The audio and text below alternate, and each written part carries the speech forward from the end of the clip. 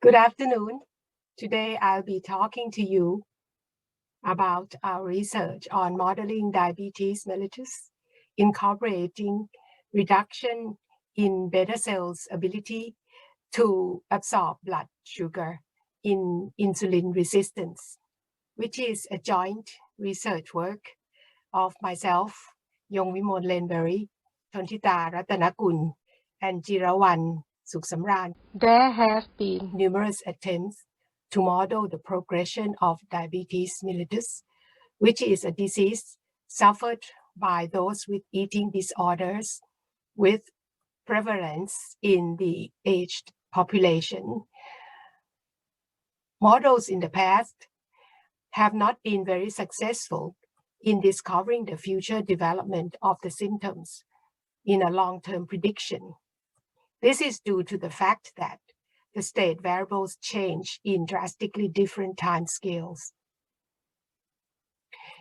In this work, we use the singular perturbation method to analyze a model of insulin and glucose interaction proposed by the Gaetano and co-workers in 2008, which we modify to account for the decline of the ability of the cells to absorb or use up blood sugar as the glucose level becomes higher.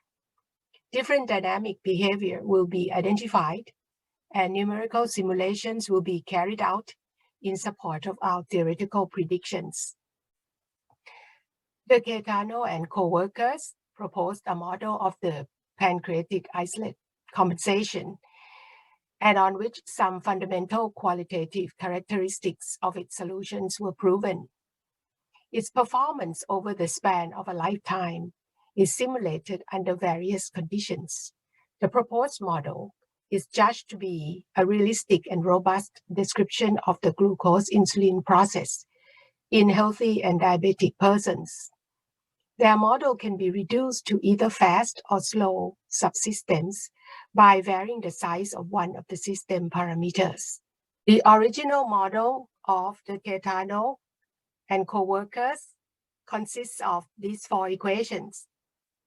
The first one is the rate of change of beta cells mass, which varies as a product of lambda and B itself.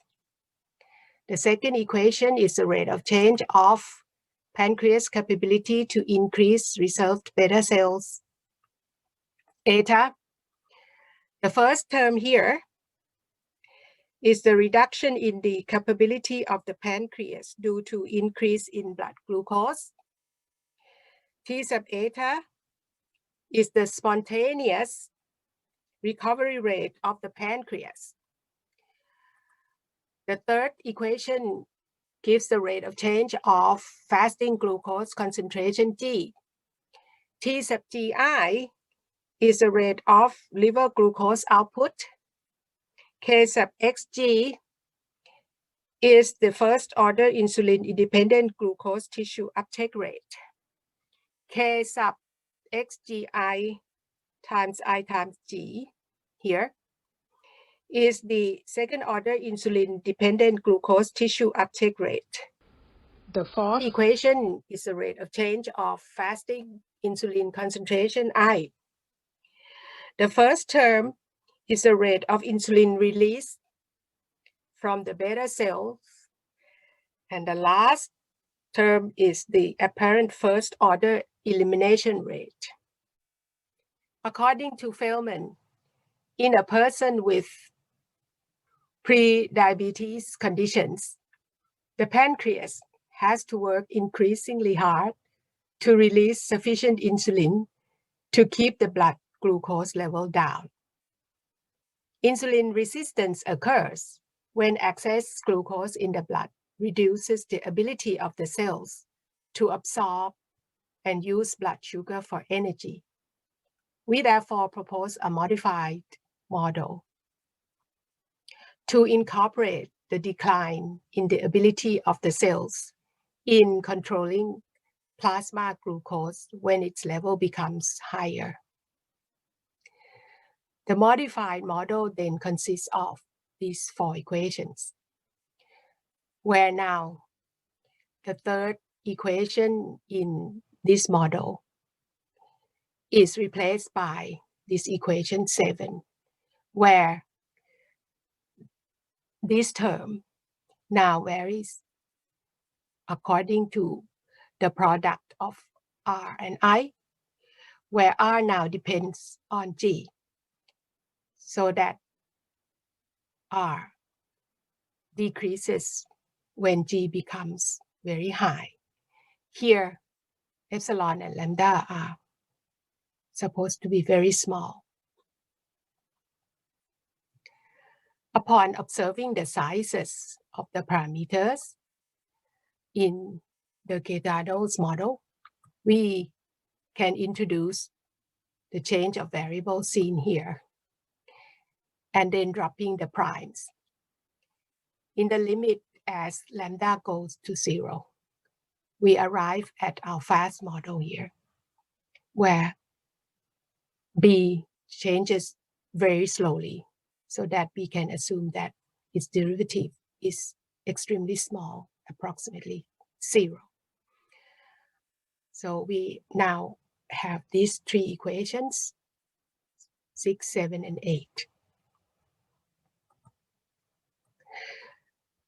Since epsilon and delta are very small, eta changes very slowly, so it is a slow variable.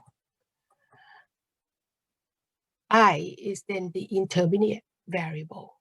It changes at an intermediate speed. G is the fast variable, which changes at a fast speed. When we equate the right-hand side of this equation to 0, we obtain this equation. Equating the right-hand side of this equation to 0, we obtain this equation, and equating the right-hand side of this equation to 0, we obtain this equation. When we sketch the graphs of these 3 equations, we find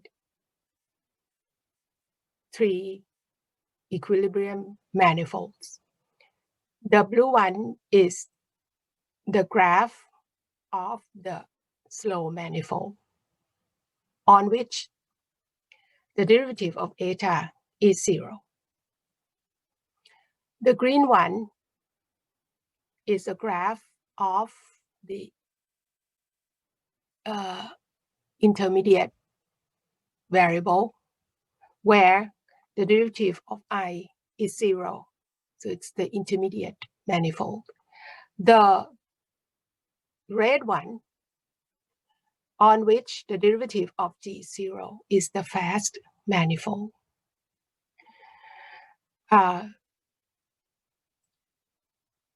The slow manifold intersects the intermediate manifold along this curve, and the fast manifold, the red one, intersects the slow manifold along this curve here. These 2 curves then intersect each other at the point C, at which the derivatives of eta, I, and G are all 0. So it's the equilibrium point. Letting I sub m 1 or 2 be given by this expression, and I sub 1 or 2 be given as this expression, where G sub m, m1 or 2 are solutions of this cubic equation here. We can then prove the following theorem.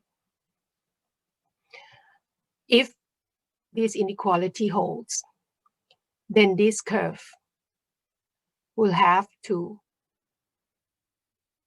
relative extrema at G sub m1 and G sub m2, which is bigger than G sub m1, both of which are positive.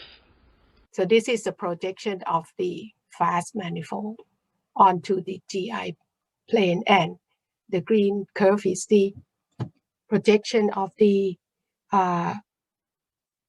intermediate manifold onto the GI plane. We can then prove theorem 1, which says that if the model system of equations 6 to 8 satisfies these inequalities,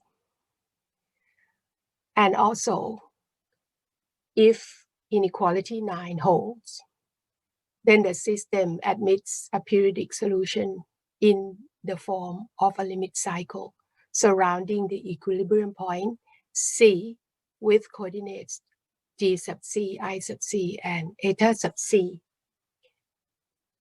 To prove this one, we simply consider the signs of the derivatives of G, eta, and I. Suppose we start at a generic point P. Here we'll find that derivative of G is negative. Therefore, a transition at fast speed will be made in the direction of decreasing G until the point Q is reached on the fast manifold. Here then, since the derivative of I is positive, a transition of intermediate speed will be made upward until the point I is reached, at which the stability of the manifold is lost, so that a transition of fast speed will be made until the other part of the fast manifold is reached at the point S. Here, the derivative of I is negative. So a transition of intermediate speed will be made downward until the point T is reached, at which the stability is again lost, and a transition of fast speed will be made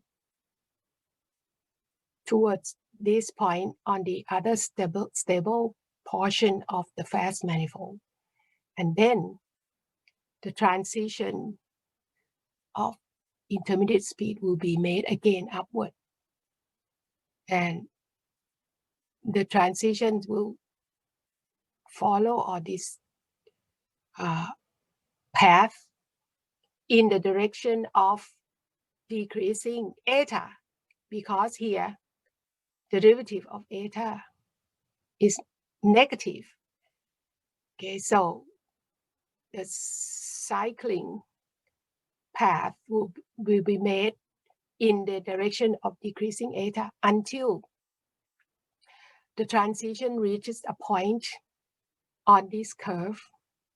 Okay, and so the transition will be made upward to the point W, followed by a transition of fast speed to X, and then downward along this curve to Y, and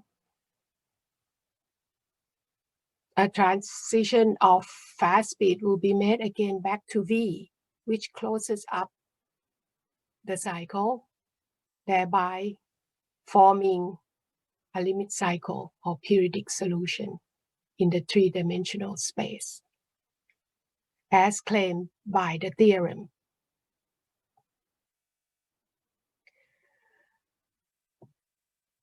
This is the projection of this closed path onto the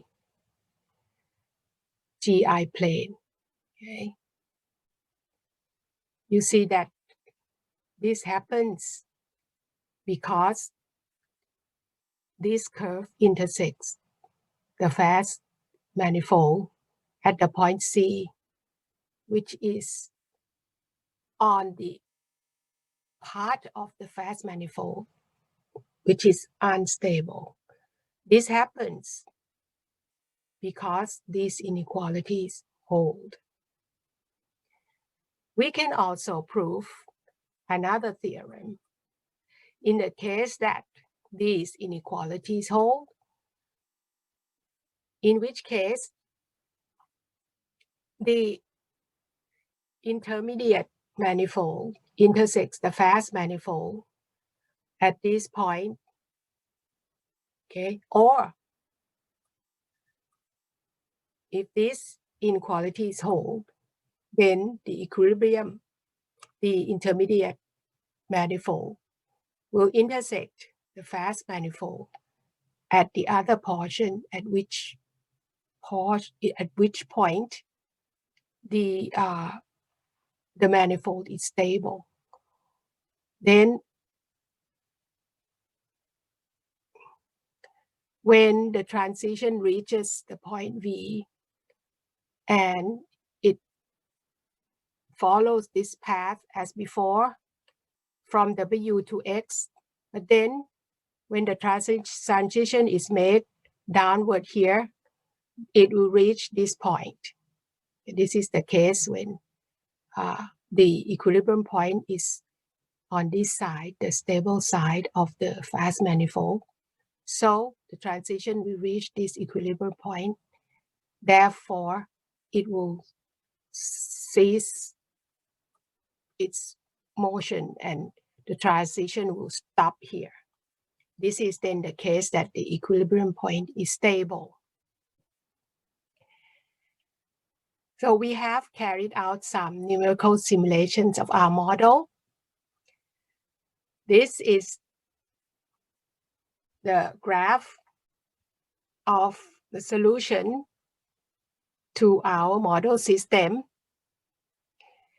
In the case that the parameters satisfy the inequalities in theorem 1, so that the solution trajectory traces out a periodic solution or a limit cycle as predicted by the theorem. This shows a graph of G as a function of time. So it is periodic. And this is a graph of I as a function of time T, repeating itself in a periodic fashion. This is the solution trajectory in the case that the parameter satisfies the inequality in this theorem too, so that the equilibrium point is stable.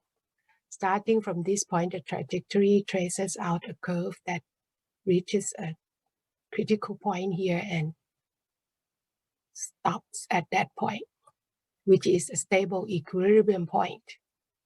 And the time series of the three variables are seen in this graph. To conclude, in trying to efficiently control blood glucose levels, a great deal of complexity is involved in the treatment of symptoms.